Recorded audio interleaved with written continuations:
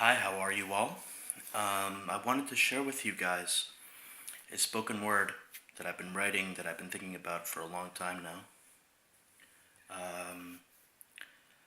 about basically truth. And it's a spoken word on the spoken word. So here we go. What you call belief, I call an illusion, because as you are what you believe in, you cannot stop being human.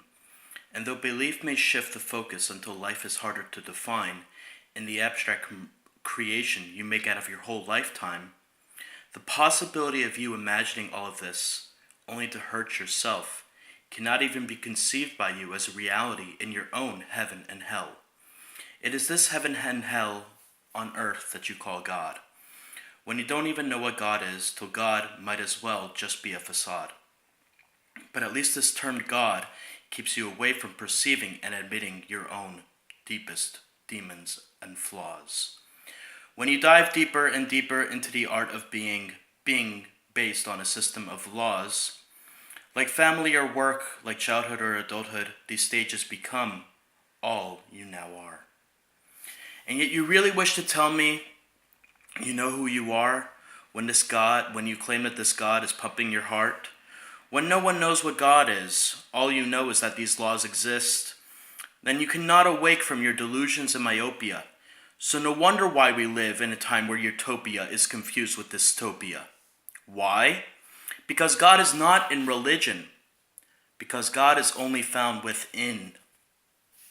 As religion focuses outside, not inside enough to let you even know that you are alive. Yet you ask about anti-Semitism, divisiveness in religion, and the economy, like they don't interconnect, like they're just separate subjects anatomically. When the basis of relationships have been exchanged for competition, and you live your faith as the only truth until you see another religion as fiction, it becomes only a question of faith versus how much time it takes to either be laid to waste or to finally see through it all awake. And when the statehood throws money into this mix to conceive the birth rate, who dies and who in between lives, well, of course we're the most confused species, as we even deny ourselves being animals. Look at this cycle. The more confusion, the less aware we become, and the more we are left vulnerable. The more our need for absolution, the less able to admit we are scared, and we become that much more controllable. The closer to a final solution, the more we're unprepared, and the more we become disposable. When everyone else doesn't care what it's all about long as the powers have money, you end up with all our kids buying into this through us parents until life itself is founded on the economy. And all the pieces may miss or just may fit into it, but no one knows what it is. You try to force it to fit into your life and faith script as they tell you it's either that or this. But between philosophy and science, well, who the hell really knows? So it's back to the news, the escapism of amusement, and numbing reusable shows. The powers use them all to compete with a whole slew of countries, as their influence brews with a spell upon the world in monies. And no one notices this witchery and wealth-promoting ideas, as if we give this reality the ultimate founding criteria, which promotes advertisements that as consumers we eat up as it's a narcosis. Like the spell of the Bible is the very reason we've been so beat up into this neurosis. It's like capitalism's the easiest ingredient for any sort of distraction, so no wonder why Hollywood, like these powers, all want a piece of the action. All of this at our own personal expense. Yeah, where are you when it comes to seeing what's underneath all this? You stick your face deeper into your religion, your beliefs, like your head in the sand, never once pondering this. You say with conviction that God has you or something like that, and I swear I could call you a heretic for even implying that. You deceive yourself to your own detriment in thorns and fire. Your nature's temperamentally set against all wisdom inspires.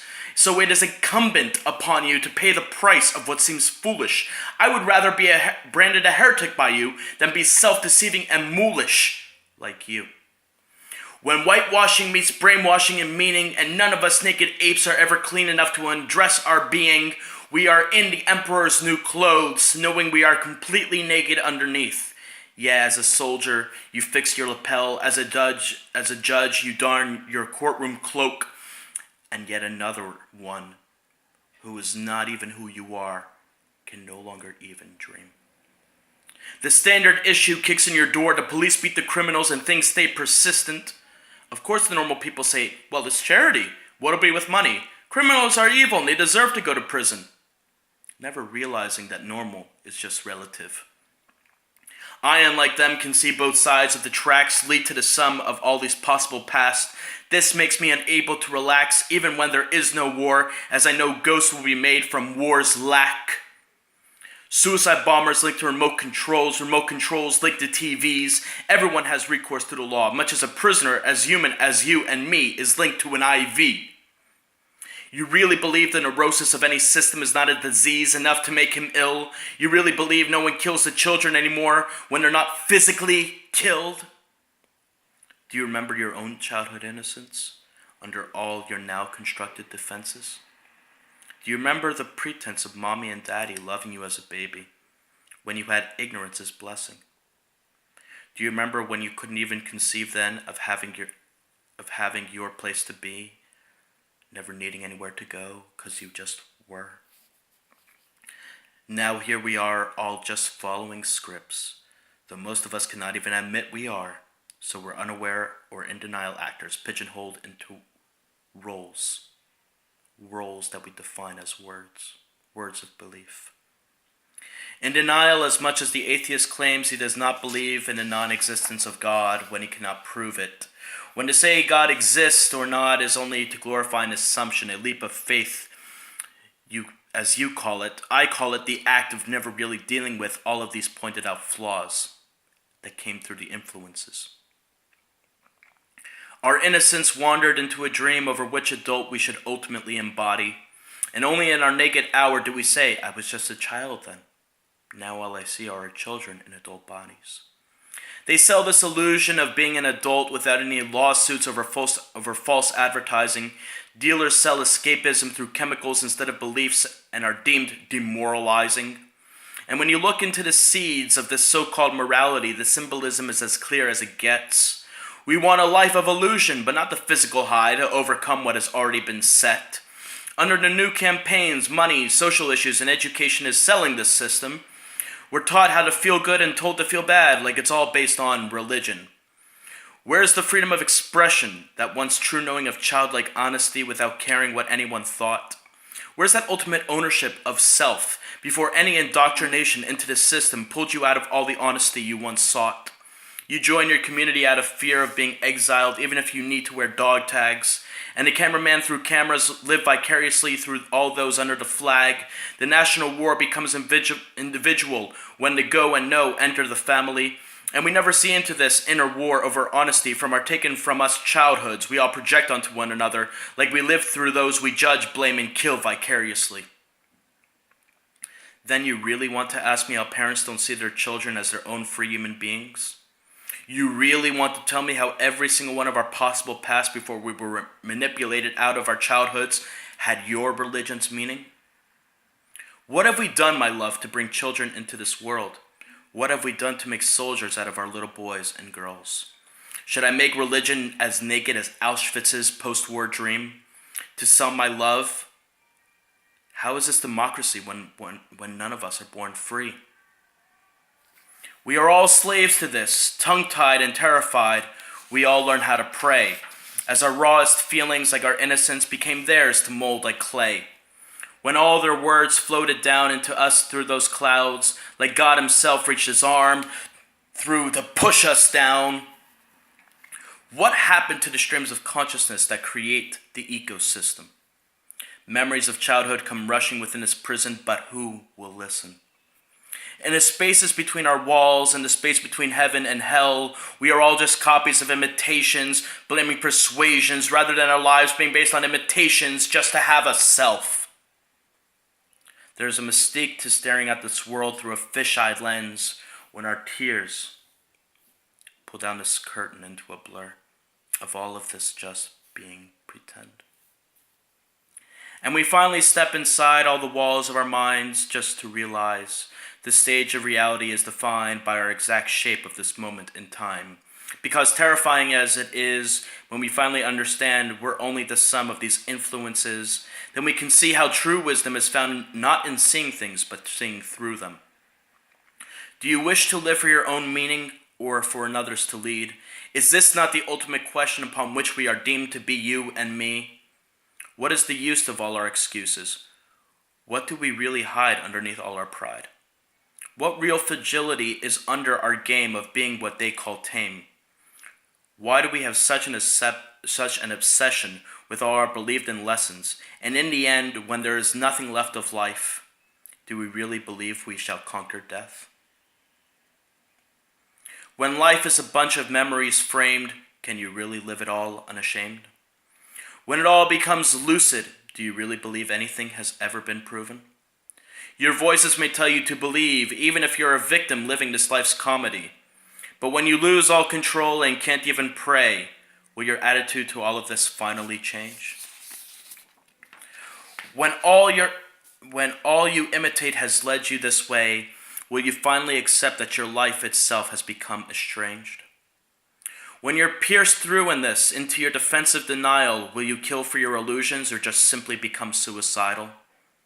Are you ready to let all of these walls slip away when this is everywhere, everyone, and every day? Over and over, this awareness comes through your pain. Believe what you want to. I know the cycle remains the same. When you're pierced through into being this undermined, when apathy, indifference, and cynicism makes you blind, are you really ready to call the source of all this a king when this is everywhere, everyone, and everything? Pretend you're at the end and all you have is a rope. Will you cling to this rope pretending it never ends until your last drop of hope? And maybe God, in what religion sells as this illusion, is actually more about the old philosophy of life only being a dream. And maybe here, vulnerable as you now are, you weigh religion versus who you once could have been, needing it all to be free. And maybe when you see God as a parent, you can come into realizing how you yourself have forgotten you. You can either be in denial, call it a haunting disorder, or actually say how much you needed the world you grew up in to want and accept you as who you really once were. Maybe it is this want and need that made you vulnerable enough to enter this grand design as some sort of disguise, as some seemingly personal way to camouflage. But we can never hate ourselves or them enough to love. Was that ever enough then? Or was it all just a mirage? Is this mirage likened to the illusion of good and evil? Is this mirage why we know morally what is just, and yet just cannot seem to be good as people? For example, we never saw the politicians when they were anonymous. If you want to talk about how power corrupted them, let us first be honest. In being anonymous, we do not know how much power can corrupt a person. We are mostly unaware of how even we ourselves became this world's generic version. So from our position of opposition to them, we don't know what power is like. We only wish we were in their position, so nod your head because you know that I'm right, all right? When you cling vulnerably to the normalcy of your community, do not tell me had you been born in pre-World War II Germany, you would not have become a Nazi. Don't try to be self-righteously blind unless you want to be nailed to a cross. You are as territorial as much as all of the politicians are, when for your own beliefs you would readily bring a Holocaust. So don't be myopic or deluded in telling me love is all good and never destroys, when you live in your little black and white world of fear that you constantly try to avoid. It's not as simple as good versus bad when you're deathly afraid of the confusion of your own fear. When sides are drawn, you're deathly afraid of the gray, so you cling to your belief of being a chosen one here. You really think that the Nazis and Muslim terrorists don't cling to their belief in being chosen as well, just like you do? Like I said, you don't know how power can corrupt a person, or even who are you. And I can hear you thinking about how jaded I must be to write this, but I'm more human than you, man. Because I don't deny the science of entitlement and violence. When a mother is elated to see her son in a soldier uniform ready to fight the unspoken of holy war, only to have a prime minister write his signature on a letter to her later like it's the book of life and he is the Lord. I see through the politicians as much as I see through how clung to beliefs break every single one of us persons.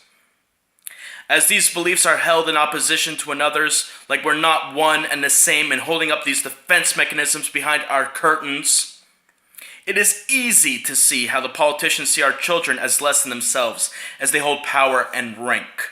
It is far harder to see through our curtains into the news today being a result of how we have, all of us, you and me personally, yet to change.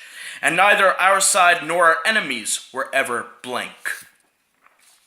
And it is this cycle of everything being said before until there is nothing left new to say anymore that leads us over and over to this same fate, to the point we can ask for it by name, and yet still here we are at war. That makes me look at the slippery reins posited between us and them relations like capture the flag, as this dark stain spreads like a terminal disease, a cancer in our human condition, and the irony is found in the last breath being a cynical laugh. A laugh at how they fooled us, a laugh at our shared legend, a laugh at all of these needless graves, a laugh at how the fight is never over, a laugh at all that has been monetarily spent and made, a laugh out of the deeply suppressed fears we have kept inside of us always. And in the bottom of our hearts, our blood moves like a never-before-heard symphony. In the final cut of skin, tissue, sinew, and bones, there is no cacophony, there is only bigotry. And when all the laughs, cries, dancing, payment, and clinging is done, tell me if you can ever just simply be okay in being without any need to overcome a thing. And here is where postmodernity, the absurdism of life, and Ecclesiastes, all is meaningless, meets in self-awareness. When you see just how fragile we are, needing to doubt and question our faith until we break through all of our existential limits, yet you, as the religious, become defensive. Yeah, advice is cheap when you need to pay people to shut their opinions up. Like misery loves company, it comes too freely until dominions develop. This awareness costs too much and takes too long to find much too late. Through all we protect and project until we see all we have neglected, only to wake up to this being our fate. And it is so lonely when you only have somebody's life to live in fear. So why don't you look at me, into my fragility, right now, right here? Tell me true. When you look at me, what do you see? Because beyond mirrors and pictures, I've never seen me. I've never seen this before. And now my head is full of memories, society, and TV. My eyes are like a projector onto a canvas you call reality. I watch it like old animated cartoons slipping through pages, just to see the motion of perceptive and emotional stages. I watch my memories like a roll of film unwind into the final cut. As I come out of this constructed form, my eyes need time to adjust. Is it wrong to not want this curtain or not want to be born at all? When I'm walking like a shivering skeleton made into society's rag doll? Imagine that last split second of a car crash when you are totally paralyzed and time is slowing down, but you just can't overcome the force of time until all that exists is time and all you have are collections of time called memories. As you forget all your should-haves and were going-tos as it all ends way too early. So how can we really justify the need of God's unity to make us all one, when in death, when all we ever were in death and all we have ever done in life equals death's supposed zero sum? And maybe that is why we fight so much, because we can't admit how zero-sum death really seems to be. And I have convulsing premonitions and a murderous suspicion. I see the holocaust of the human condition, a virus in the coalition, and every one of us is Sisyphus, constantly rolling the boulder up the hill, only to find it at the bottom in the morning, ready to condition us still. And all those boulders are being pushed onto our suppressed volcano's eye inside. The one that keeps our anger, rage, and murderous animal we hide inside. But that animal will get out with a vengeance of molten lava upon Pompeii. And in the ashes to ashes and dust to dust, we'll see it all give way. We will beg for sympathy, then prey on weakness, and only maybe in between a second or two feel ashamed, until we are ready to project onto another with blame, until his atoms will become Hiroshima in flames. Because innately, Neil Young was right. We would rather burn out completely than fade. And when all excess has run out, we won't admit we've at our hands finished this human race. We'll upload technology instead, as if our brakes have been cut all along. We'll slam on the gas through the red light rather than really look inside of our souls to see the damage we have done. We'll even slide into the big 18-wheeler heading straight at our hood, just to scream, "We had the right of way!" So we did the best we absolutely could. As those frozen moments of fear stretch out our bodies and minds, we'll never hear voices again, we'll never see faces again, and we'll never know the world we leave behind. All laws will not exist. There will be no race, there will be no religion, there will be no politics, there will be no money, there will be no society, there will not even be our friends when we finally end. And I pray our ice-cold hearts melt into puddles until our tears evaporate and the cycle of renewal comes round again. As our windshields cave in like it was made of plastic as much as our walls could have, but now our flames burnt out, and as a charcoal skeleton we cannot prove any path. We cannot prove if there is a God. We cannot prove what we never understood. And here we are trapped in our last moments just as we always knew death would. But it seems so abstract then in comparison to now. Much as every single second of our lives were taken by us for granted. All our feelings, perceptions, relationships, every moment was a miracle we never could understand. And as we see the ashes and diamonds, and as we see the Israeli and Palestinian, and as we see every foe and friend, and as we see the white man and the Indian, we see it was always just about land. A story that thrived on our clung-to beliefs, and at what cost? Must we only come to love and peace in tragedy, as if the fragility of our very lives is consistently and constantly forgot? There is no multifaceted combination to open this deepest inner vault. But when we get into it, the ones inside their walls will never listen to us at all. What has become of all you are now living, only to one day leave it all of this behind? What will be with all you have ever worked for, all you ever saved for and clung to your entire lifetime? When we were raised to believe blindly and did, when we traded our emotions for a contract to commit, when after some time we desperately submitted, and only now learning the depths of what it is to forget, we can barely even admit this. Because what we feel so raped by the fact our needing faith manipulated us to become what we now believe in. And we're even ready to block out the need for truth that originally led us as children to our version of Eden. And it is all because we simply cannot question how we got here and what went wrong. When shall we as one be able to forgive the fragility of our being human enough to raise our kids as free instead of our need for our faith to be passed on being far stronger? When we lift up all the curtains only to discover fate is all we have, and from this deep inner emptiness comes the message of the path upon which all the martyrs died for just to behold life's greatest truth, will we see the need to be a martyr who sacrifices our beliefs just so our fears can be set free, enough for all of these curtains to finally be seen through? If we showed each other nakedly our dark sides, could we hold each other? If we opened our hearts to show our weak sides, could we breathe in one another? If we admitted how fragile and lonely we are, could we love each other enough to let go of all our walls?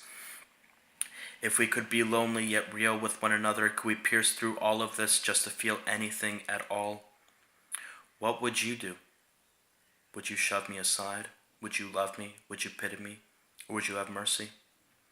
Could we finally together let our clung to beliefs go and recognize it is really only for love we have ever been so thirsty?